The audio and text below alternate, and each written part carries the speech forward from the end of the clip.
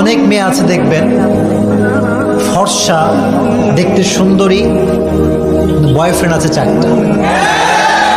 কিন্তু যুবক যে তারা দেখে, মানে তার প্রতি সে খুবই অ্যাট্রাকটিভ, তারা যখন দেখে ফেলে, বয়ফ্রেন্ড 4টা হোক 8টা হোক, বলে ইসকো शादी करके ही रहेंगे, कोई फायदा नहीं है, 4 हो या 8 हो, लेकिन शादी करके ही रहेंगे। আরেকজন মেয়ে, এই খুব ভালো করে শুনবেন, আরেকজন মেয়ে চামড়া সাদা না, কালো বা শ্যাম বর্ণের, মেয়েটা খুবই সুন্দরী না, কিন্তু ক্যারেক্টারটা ভালো, চরিত্র ভালো, দেখতে সুন্দরী না, আটা ময়দা মাখে না,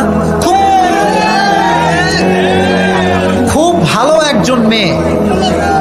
যুবক সুন্দরী না বলে সরাসরি রিজেক্ট করে দেয়, বলে আমি বিয়ে করব না। আর সাদারে বিয়ে করে 2 দিন পরে বলে হুজুর পানি পড়া দেন, জীবনটা জাহান্নাম।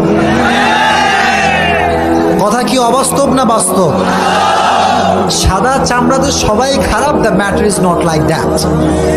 আমার মেসেজটা হচ্ছে চরিত্রবান হবে যে বউ হবে সে, চরিত্রবান হবে না যে সাদা চামড়া হলেও বউ হবে না সে। Is it clear? Is it clear? এটা মনে থাকবে তো ইনশাআল্লাহ। আল্লাহ তোমাদেরকে বোঝার তৌফিক দান করুন। আমিন।